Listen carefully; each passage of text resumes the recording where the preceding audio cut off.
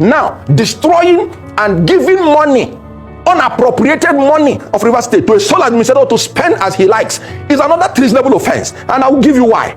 And speaking of obeying the Constitution, let me pivot a little bit to another story that's been dominating the headlines, as it seems everyone these days has now had to become some form of a legal practitioner to decipher what's going on, especially in Rivers State. Now, some legal analysts are stating that President Tinubu's proclamation of a state of emergency in Rivers State last week and his suspension of the elected officials constitute a clear overreach of executive power. Neither Sections 305 nor Section 11 of the Constitution grant the president the authority to take such actions. So to speak some more legalese for us, Mr. Okonkwo, can you give us your assessment on the constitutionality of what played out in Rivers State?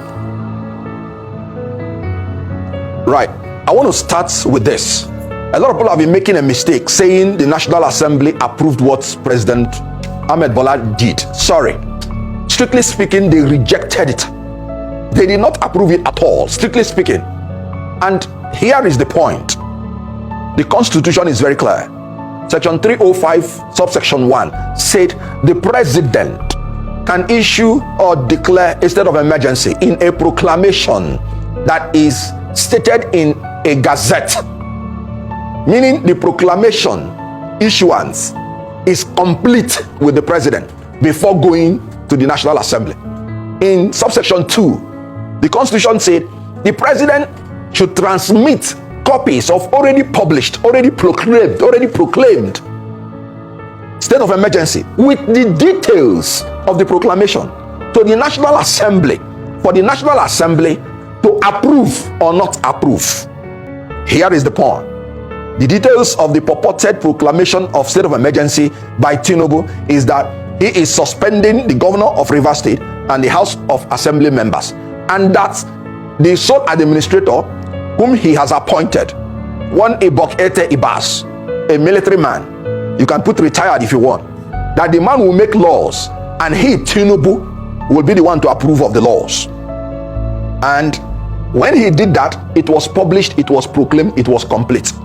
When it came to National Assembly, their duty is either to approve it and the details, and I'm talking about Section 305, subsection 2, or reject it. They don't have any power whatsoever to amend it, because it is not a bill as contemplated by Section 58 or an appropriation bill as contemplated by Section 81. These are bills which the National Assembly have the right to amend and before it becomes an act. But in a proclamation of a state of emergency, it is already completed as a law, gazetted and published before going to the National Assembly. So the role of the National Assembly is to either accept or reject. Now, what did the National Assembly do? They selfishly recovered their own power from the president by force, because not by law. They say, Mr. President, you don't have the right to make law for Rivers State. The right belongs to us. So they purportedly said they amended it to recover their own power. Sorry, you have already rejected the entire state of emergency, because it's either you accept the proclamation and the details or you reject. That is what the law says. And let me come again to it. Section 58 of the Constitution made it clear. Section 56 of the Constitution made it clear that the House, the National Assembly, if there is any question that comes for decision, they can approve it with the required majority. They use the word required majority of those present and voting. In this case, by Section 305, subsection 6b, the required majority is 2/3. And the National Assembly does not have the 2/3.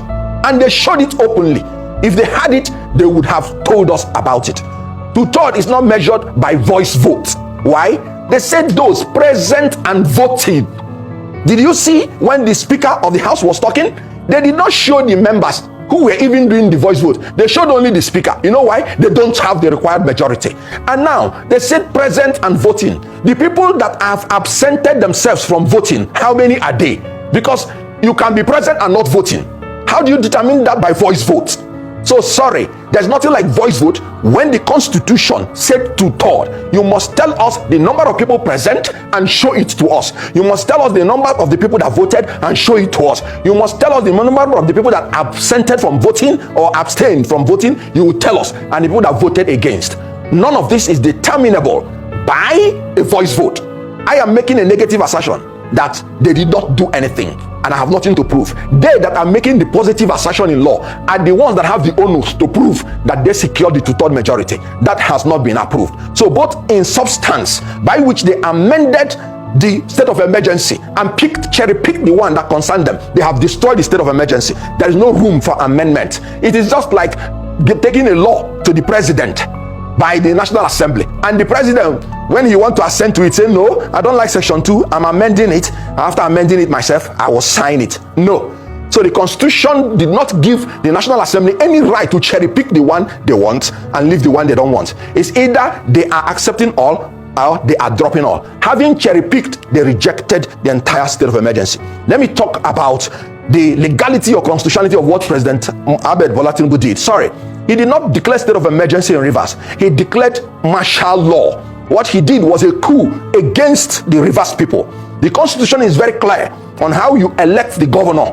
Section 179, Section 180, and how governor is removed. Section 188, Section 189.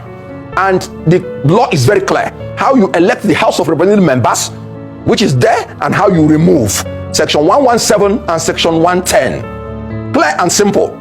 It is by election by the people of Rivers State. And you want to remove is by death, resignation, removal by impeachment, permanent incapacity, or in the case of the House of Assembly members, Mr. Okonkwo, recall. This is what these places did. So the president simply suspended the provisions of this constitution, including Section 1 and Section 1, which said you cannot govern Nigeria or any part of it by any set of people except in accordance with the constitution. So appointment of sole administrator is alien to our constitution, not contemplated. So what the president did was a martial law. It's unconstitutional, it is illegal, and it is criminal, because that is the real treason we're talking about. Usurping the power of the National Assembly to make law for Rivers State is another treasonable offense. Now, destroying and giving money, unappropriated money of Rivers State to a sole administrator to spend as he likes is another treasonable offense. And I will give you why. As I'm talking to you, there is no 2025 appropriation budget for Rivers State.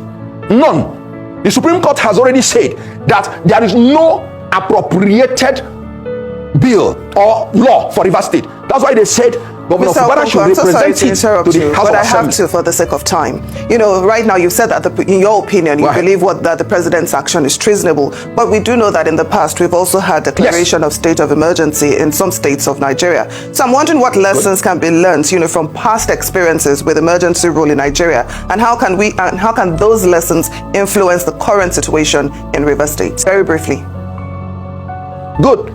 Like what you said, Goodluck Jonathan declared emergency rule in 3 states of Nigeria, Borno, Yobe, and Adamawa. He did not remove the elected representatives of the people. That is state of emergency. But what Tinubu did is a martial law. Now, because he removed elected representatives of the people, not in a manner anticipated by the Constitution. Tinubu also gave money to the sole administrator unappropriated. So in future going forward, any president who wants to declare a state of emergency must fulfill Section 305, subsection 3.